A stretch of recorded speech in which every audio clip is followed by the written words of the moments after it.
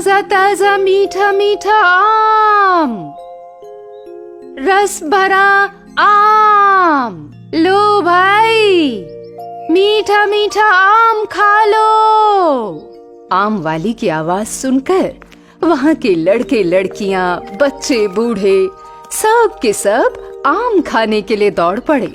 बच्चों, आम लेने तो तुम आ गए, मगर आम के पैसे कहाँ से आएंगे? जाओ, पहले अपने अपने घरों से आम के पैसे ले आओ, फिर खाना मीठे मीठे आम।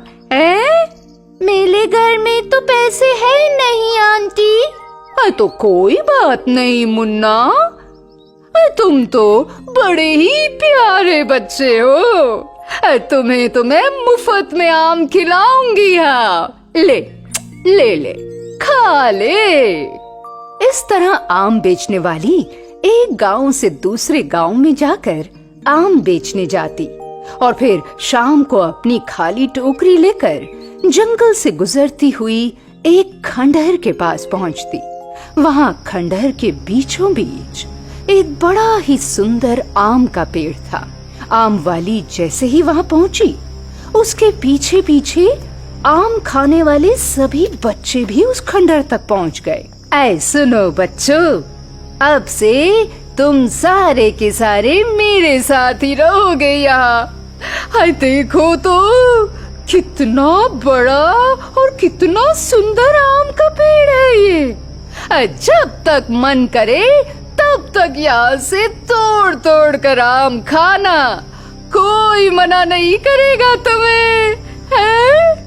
हाँ आंटी, हम लोग आम खाने के लिए तो आपके साथ यहाँ तक आए हैं। और फिर वो बच्चे जैसे ही उस आम के पेड़ के करीब गए कि उस आम के पेड़ के इर्द गिर्द अपने आप ही एक घेरा बन गया, जिसमें वो बच्चे कैद होकर रह गए। वो आम वाली भी अब अपना रूप बदलने लगी। आम वाली से एक भयानक चुड़ैल बन गई। आंटी, आपको क्या हो गया? आप तो बड़ी भयानक लग रही हो। अरे बच्चों, तुम तो बड़े मासूम हो। बच्चे यहाँ पर आम खाने आते हैं और मैं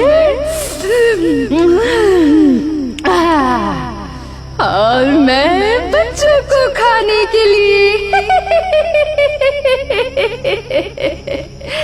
अब तुम लोग मरने के लिए तैयार हो जाओ। ये बात सुनते ही सारे बच्चे बुरी तरह डर गए।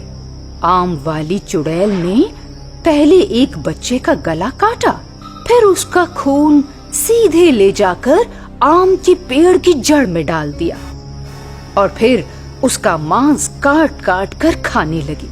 इस दृश्य को देखकर बाकी हाजिर बच्चे तो और भी ज्यादा डर गए। अरे अरे अरे अरे अरे, डरते क्यों? एक एक करके जब मैं तुम सबको मार के खा जाऊंगी ना, तब तुम सारे के सारे बच्चे भी इसी पेड़ की टहनियों पर लटक कर आम बन जाओगे। ये जो आम लटके हुए देख रहे हो ना, ये सारे मेरे द्वारा ही तो खाए हुए बच्चे हैं। हमें यहाँ से जाने दो, हमें हमारे घर पहुँचा दो। बस बस हमें हमारे घर पर जाना है। अब से ये आम का पेड़ और ये खंडहर ही तुम्हारा नया घर है। इस तरह उस निर्दयी चुड़ैल ने वहाँ मौजूद सारे बच्चों को अपना शिकार बना लिया। उनका खून उस आम के पेड़ की जड़ में डालकर बच्चों का मांस तक खा गई और फिर अगली सुबह उठकर दोबारा उसी गांव में आम बेचने गई। चुड़ैल वही पहले वाली प्यारी मीठी आवाज देकर गांव के सारे बच्चों को अपने पास बुलाने लगी कि पहले से गायब बच्चों के घर के पास काफी भीड़ इकट्ठी हो गई है। गांव वाले आपस में बातचीत कर रहे हैं कि वो सारे बच्चे आखिर गए तो गए कहाँ। मैं जानती हूँ वो बच्चे कहाँ गए हैं। बच्चे मेरे पास मेरे घर में है, वहाँ बैठकर आम खा रहे हैं, मीठे मीठे ताजे ताजे आम। लगता है ये आम वाली थोड़ी पागल हो गई है। हम पागल नहीं हैं। अगर यकीन ना हो तो हमारे साथ खुद चलकर देख लो हमारे घर में, मगर एक शर्त है, हमारे साथ बस गांव के 2 आदमी जाएंगे। तो फिर ठीक है, रामू और श्यामू, तुम दोनों चले जाओ इसके साथ, पता करो क्या सच्चाई है। ठीक है मुखिया जी। ऐसा कहकर रामू और श्यामू आम वाली के पीछे पीछे घने जंगलों से गुजरते हुए खंडर तक पहुँचे। रास्ता तय करते करते रात हो गई थी। वहाँ पेड़ के नीचे एक मोमबत्ती जल रही थी और ठीक उस मोमबत्ती की मध्यम रोशनी के सामने प्रेतराज बैठा था, जो कि उस चुड़ैल का पति था। आज बड़ी देर कर दी आने में, मुझे बड़ी जोरों की भूख लगी है। ये लीजिए, 2 सुंदर नौजवानों को आपके भोजन के लिए लाई हूँ। और फिर देखते ही देखते प्रेतराज का चेहरा भयानक हो गया। हमें छोड़ दीजिए प्रेतराज, हमने कुछ भी नहीं किया। ऐसे कैसे छोड़ दूं? हैं? तुम लोग अपने बच्चों से मिलने आए हो ना, तो बच्चों को यहाँ अकेला छोड़कर चलते बनोगे? कितने स्वार्थी लोग हो तुम। अब आए हो तो सच्चाई भी सुनते जाओ। बात ये है कि तुम्हारे बच्चे तो अब इस दुनिया में नहीं हैं। अब अगर तुम्हें उनसे मिलना है तो तुम्हें भी उसी दुनिया में जाना पड़ेगा जिस दुनिया में तुम्हारे बच्चे गए हैं। है ना ठीक बात? यानी कि तुम लोगों को भी मरना पड़ेगा आज रात। दोनों ने मिलकर रामू और श्यामू को मार डाला। आहा, आज तो बड़े हट्टे कट्टे नौजवान पकड़ कर लाई है। इनका ताजा ताजा मांस खाकर मेरा तो पेट भर गया। पति की सेवा करना पत्नी का पतिव्रता धर्म है स्वामी। ओहो, आज तो बड़ी धर्म कर्म की बातें हो रही है। सुबह फिर से नए शिकार की तलाश में जाना है मुझे। हाँ, ठीक कहती है तू पतिव्रता नारी। उधर गांव में जब काफी इंतजार करने के बाद भी रामू, श्यामू और गायब हुए बच्चे नहीं लौटे, तो बाकी गांव वाले उन्हें ढूंढने निकले। गांव वाले तलाश करते करते एक मंदिर तक पहुँचे, जहाँ पर उन्हें एक योगी बाबा मिले। रुक जाओ, तुम्हारी तलाश यहीं पर खत्म होती है, क्योंकि मैं जानता हूँ तुम जिन्हें ढूंढ रहे हो वो अब इस दुनिया में नहीं है। सब के सब मारे जा चुके हैं, मगर आगे से इस गांव के लोग ना मारे जाएं, इसलिए उस आम वाली चुड़ैल को मारना होगा। आम वाली ने सबको मारा है?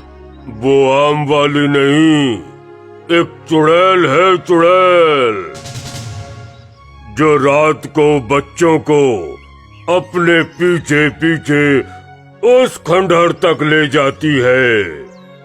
वहाँ एक आम का पेड़ है।